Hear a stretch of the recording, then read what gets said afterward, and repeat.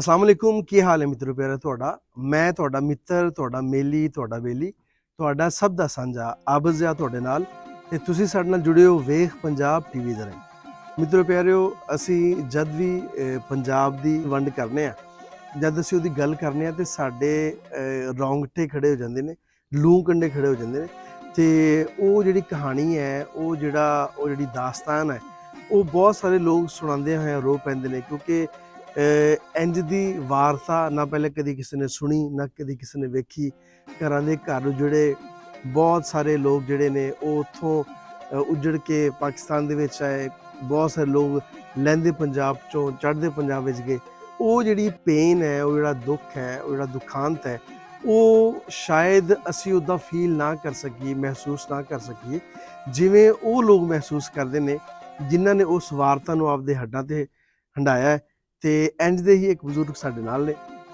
ਅਸੀਂ ਉਹਨਾਂ ਦੇ ਨਾਲ ਗੱਲਬਾਤ ਕਰਨੇ ਉਹਨਾਂ ਕੋਲ ਪੁੱਛਦੇ ਹਾਂ ਕਿ ਉਦੋਂ ਕੀ ਮਾਮਲਾਤ ਹੋਏ ਕੀ ਰੌਲੇ ਬਣੇ ਜਦ ਇੱਕ ਹੱਸਦਾ ਵਸਦਾ ਦੇਸ਼ ਜਿਹੜਾ ਹੈ ਉਹਦੀ ਪਾਰਟੀਸ਼ਨ ਕਰਨਾ ਪਈ ਉਜਾੜੇ ਪਏ ਲੋਕਾਂ ਦੀਆਂ ਖੂਨਾਂ ਦੀ ਹੋਲੀ ਖੇਲੀ ਗਈ ਲਾਸ਼ਾਂ ਦੀਆਂ ਲਾਸ਼ਾਂ ਟ੍ਰੇਨਾਂ ਭਰ ਕੇ ਲਾਸ਼ਾਂ ਦੀਆਂ ਇੱਧਰੋਂ ਉੱਧਰ ਤੇ ਉੱਧਰੋਂ ਇੱਧਰ ਆਈਆਂ ਪਿੱਛੇ ਅਸਲ 'ਚ ਵਜ੍ਹਾ ਕੀ ਸੀ अस्सलाम वालेकुम जी वालेकुम की हाल है बुजुर्गो शुक्र अल्हम्दुलिल्लाह नाम की बुजुर्गो ਤੁਹਾਡਾ मेरा नाम अब्दुल ਅਬਦੁਸਤਾਰ ਅੱਛਾ ਬਜ਼ੁਰਗੋ ਆ ਦੱਸੋ ਕਿ ਅਸੀਂ ਤਾਂ ਬਹੁਤ ਛੋਟੇ ਆ ਹਜੇ ਲੇਕਿਨ ਸਾਡੇ ਬਜ਼ੁਰਗ ਜਿਹੜੇ ਨੇ ਉਹ ਜਦੋਂ ਉੱਥੋਂ ਉੱਜੜ ਕੇ ਆਏ ਤੇ ਉਹ ਦੱਸਦੇ ਨੇ ਕਿ ਉਹ ਜਿਹੜੇ ਮਾਮਲਾਤ ਸੀ ਉਹ ਆਪ ਵੀ ਕਈ ਦਫਾ ਦੱਸਦੇ ਹੋਏ ਰੋ ਪੈਂਦੇ ਸੀ ਮੇਰੇ ਦਾਦਾ ਜੀ ਵਾਲਾ ਸਾਹਿਬ ਉਹ ਐਸੇ ਜ਼ਖਮ ਨੇ ਜਿਹੜੇ ਹਜੇ ਤੱਕ ਵੀ ਹਰੇ ਨੇ ਉਹ ਮਿਟਣ ਵਾਲੇ ਨਹੀਂ ਤੇ ਉਹ ਕੀ ਹੋਇਆ ਉਦੋਂ ਕਿਵੇਂ ਹੱਸਦੇ ਵਾਸਤੇ ਖੇਡਦੇ ਹੱਸਦੇ ਵਾਸਤੇ ਉਦੋਂ ਮੈਂ ਹਲਕਾ ਸੀ ਮੇਰੇ ਕੋਲ ਸੁਣ ਲਗਾ ਹਾਂ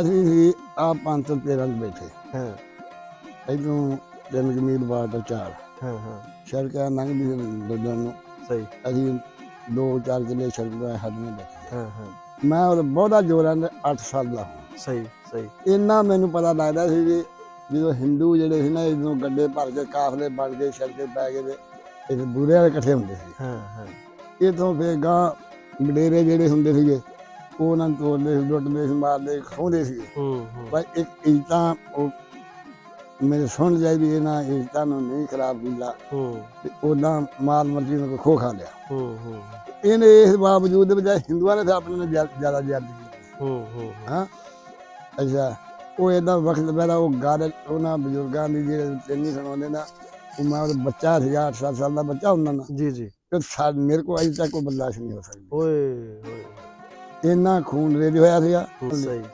ਫਿਰ ਇਹਨਾਂ ਨੇ ਹਮਲਾ ਕੀਤਾ ਸੀ ਜਦੋਂ ਇਕੱਠੇ ਹੋ ਕੇ ਇਸ ਇਲਾਕੇ ਦੇ ਮੁਸਲਮਾਨਾਂ ਨੇ ਉਹਨਾਂ ਨੂੰ ਨੱਥ ਪਾਈ ਸੀ ਇਹ ਆਪਣਾ ਜਿਹੜਾ ਸੀ ਨਾ ਮਗਰਬੀ ਪਾਕਿਸਤਾਨ ਬੰਗਾਲ ਇਹ ਫਿਰ ਕੁਛ ਆਪਣੇ ਪਰਲੇ ਪਾਸੇ ਹੋ ਗਏ ਇਹ ਵੰਡ ਅੰਗਰੇਜ਼ ਨੇ ਗਲਤ ਕਰਤੀ ਸੀ ਮਕਸਦ ਤਾਂ ਗੱਲ ਇਹ ਵੀ ਟੁਕੜਾ ਜਿਹੜਾ ਵੀ ਉਹ ਬੰਗਾਲ ਦੇ ਸਮਝਦਾ ਸੀ ਨਾਲ ਲੱਗਦਾ ਦਿੰਦਾ ਪਾਕਿਸਤਾਨ ਦੇ ਸਾਨੂੰ ਪਾਲਿਆ ਵੀ ਇਹਨੂੰ ਅੱਡੋ ਅੱਡੀ ਕਰਕੇ ਮਾਰੂਗਾ ਅੱਲਾ ਦੀ ਰਹਿਮਤ ਮਰੇ ਅਸੀਂ ਆਪਾਂ ਉਹਦੇ ਕੋਲ ਨਹੀਂ ਅੱਛਾ ਆ ਦੱਸੋ ਕਿ ਜਦੋਂ ਇੱਥੇ ਲੋਕ ਰਹਿੰਦੇ ਸੀ ਸਾਰੇ ਹਿੰਦੂ ਵੀ ਰਹਿੰਦੇ ਸੀ ਸਿੱਖ ਵੀ ਰਹਿੰਦੇ ਸੀ ਮੁਸਲਮਾਨ ਵੀ ਇਕੱਠੇ ਰਹਿੰਦੇ ਸੀ ਉਹਨਾਂ ਦੇ ਨਾਲ ਤੁਹਾਡਾ ਆਪਸ ਵਿੱਚ ਤੇ ਮੁਹੱਬਤ ਪਿਆਰ ਕਿਵੇਂ ਸੀ ਉਹ ਮੇਰੀ ਸੁੱਤ ਤੋਂ ਅਗਲਾ ਉਹ ਹੈ ਸੀ ਇਹਦਾ ਖਿਲਾਫ ਨਹੀਂ ਸਹੀ ਸੀ ਅੱਛਾ ਸੀ ਆ ਰਕਬਾ ਜਿਹੜਾ ਨਾ ਇਹ ਸਿੱਖ ਦਾ ਸੀਗਾ ਗੰਡਾ ਸਿੰਘ ਸੀ ਉਹਦੇ ਨਾਂ ਅੱਛਾ ਆ ਫਾਰਮ ਦਾ ਸੀ ਉਹ ਕੈਦੀਆਂ ਦੇ ਅਫਸਰ ਵੱਡਾ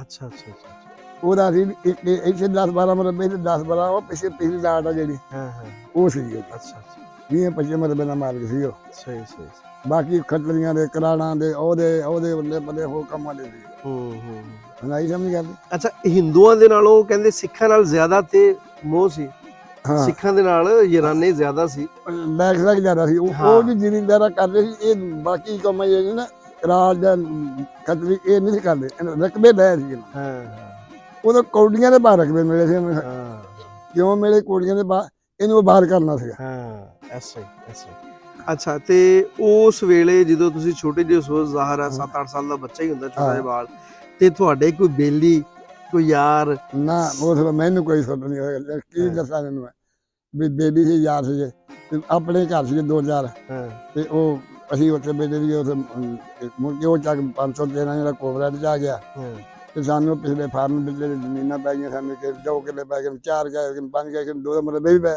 ਜਾਇਦਾਦ ਦੇ ਹਿਸਾਬ ਨਾਲ। ਉਹ ਫਿਰ ਅਸੀਂ ਇਸੇ ਟਿਕੇ ਆ ਦੀ ਮਿਹਨਤ ਮਜ਼ਦੂਰੀ ਹੋਰ ਕਰਦੇ ਰਹੇ। ਸਹੀ। ਤੇ ਕਿਵੇਂ ਉਹ ਜਿਹੜਾ ਪੁਰਾਣਾ ਵੇਲਾ ਹੈ ਹਾਂ ਅਸੀਂ ਉਹਨੂੰ ਵੇਖੀਏ ਤੇ ਹੁਣ ਦੇ ਵੇਲੇ ਨੂੰ ਵੇਖੀਏ, ਕੀ ਫਰਕ ਹੈ? ਇਹ ਜ਼ਮੀਨ ਸਮਾਨ ਦਾ ਫਰਕ ਪੈ ਗਿਆ। ਕਿਵੇਂ ਦੱਸੋ, ਕਿਹੜੀ ਇਹ ਕਿਸ ਤਰ੍ਹਾਂ ਪੈ ਗਿਆ? ਉਦੋਂ ਕੋਈ ਤੰਗੀ ਆਈ ਸੀਗੀ, ਹੁਣ ਕੋਈ ਥੋੜੀ ਖੁਸ਼ਹਾਲੀ ਆਈ ਆ, ਮਤਲਬ ਵੀ ਆ ਹਰ ਬੰਦਾ ਪੈਰਾਂ ਸਿਰ ਹੋ ਗਿਆ। ਕਿਆ ਉਧਰੋਂ ਆਇਆ ਸੀਗਾ ਬਾਹਰ, ਕਿਆ ਉਧਰੋਂ ਆਇਆ ਸੀ, ਕਿਆ ਇੱਧਰ ਲੈਂਦਾ ਸੀਗਾ। ਹਾਂ ਉਦੋਂ ਜਦੋਂ ਕਿਸੇ ਦੀ ਗੁਲਾਮੀ ਕਰੀਏ ਨਾ ਉਹਨੂੰ ਉੱਠਣਾ ਬੜਾ ਔਖਾ ਹੁੰਦਾ। ਸਹੀ ਕਹਿੰਦੇ, ਸਹੀ ਕਹਿੰਦੇ, ਆਪਦੇ ਹਿਸਾਬ ਨਾਲ। ਬਿਲਕੁਲ ਸਹੀ। ਜੇ ਤੁਹਾਡਾ ਕਾਰੋਬਾਰ ਆਪਦਾ, ਤੁਹਾਡੀ ਟੌਰ ਹੋਰ ਆ। ਜੇ ਤੁਸੀਂ ਕਿਸੇ ਮੁਲਾਜ਼ਮ, ਤੁਹਾਡਾ ਕਿੰਨਾ ਕੁ ਫਰਕ? ਬਿਲਕੁਲ ਬਿਲਕੁਲ ਸਹੀ ਕਹਿੰਦੇ ਤੁਸੀਂ। ਤੇ ਉਸ ਵੇਲੇ ਦੀਆਂ ਤੁਹਾਡੀ ਉਮਰ ਕਿੰਨੀ ਹੋਣਾ ਇਸ ਵੇਲੇ? ਮੇਰੀ ਉਮਰ 90 ਦੇ ਸੰਨ 90 ਦੇ ਵਿੱਚ 90ਵੇਂ ਸਾਲ ਵਿੱਚ 4 ਮਹੀਨੇ ਗਏ। ਵਾਹ ਜੀ ਵਾਹ, ਮਾਸ਼ਾਅੱਲਾ ਮਾਸ਼ਾਅੱਲਾ। ਤੇ ਸਿਹਤ ਮਾਸ਼ਾਅੱਲਾ ਥੋੜੀ ਹੈ ਜੀ, ਆਪਣੇ ਹੱਡਾਂ ਪੈਰਾਂ 'ਚ ਤੁਸੀਂ ਹੁਣ ਰਹਿੰਦਾ ਜਾਂਦਾ। ਲੇਕਿਨ ਮਾਸ਼ਾਅੱਲਾ 90 ਸਾਲ ਇੱਕ ਉਮਰ ਹੈ, ਤੁਸੀਂ ਆਪਣੀ ਸਹੀ ਆ। ਮੇਰਾ ਬਾਲ ਜਿਹੜਾ ਸੀਗਾ 125 ਸਾਲ ਦਾ ਹੋ ਗਿਆ ਫੌਤ। ਵਾਹ ਵਾਹ ਵਾਹ। ਤੇ ਹੋਇਆ ਕਿੱਦਾਂ ਪੇਸ਼ੀ ਦਾ ਵਕਤ ਹੋ ਗਿਆ। ਇੱਕ ਮੇਰਾ ਦਾਦਾ ਲੱਗਦਾ ਸੀਗਾ, ਉਹਦੀ ਉਮਰ ਵੀ ਉਨੀ। ਉਹ 2 ਵਜੇ 1 ਵਜੇ ਜਾਂ 1:30 ਵਜੇ ਨਾ ਬੈਠੇ ਹੁੰਦੇ ਸੀ, ਆਪਦੀ ਮਹਿਫਲ ਲਾਉਂਦੇ ਸੀ। ਉਹ ਨਾ ਘੁਲਣ ਲੱਗ ਪਿਆ, ਘੁਲਦੇ ਦੇ ਉਹ ਕਹਿੰਦਾ ਮੈਂ ਜਾਣਾ ਅੱਗੇ, ਤੇ ਉਹ ਕਹਿੰਦਾ ਮੈਂ ਜਾਣਾ। ਤੇ ਉਹ ਚਲਾ ਗਿਆ, ਬਾਬੇ ਨੂਰ ਮੁਹੰਮਦ ਦੀ ਗੱਲ ਆ। ਅੱਛਾ, ਤੇ ਉਹ ਆਪਦੇ ਘਰ ਨੂੰ ਚਲਾ ਗਿਆ, ਨਾਲ ਸਾਹਮਣੇ ਘਰ ਸੀ ਉਹਦਾ। ਤੇ ਮੇਰਾ ਪਿਓ, ਛੋਟੀ ਮੇਰੀ ਭਰਜਾਈ ਸੀ ਨਾ, ਉਹਨੂੰ ਕਹਿਣ ਲੱਗਾ, ਜਿਹੜਾ ਮਾਸਟਰ ਸੀਗਾ, ਕੁੜੀਏ ਮੈਨੂੰ ਦੇ ਪਾਣੀ ਮੈਂ ਨਹਾਉਣਾ। ਉਹ ਨਾਚਾ, ਰੋਟੀ ਪਕਾ ਦੇ।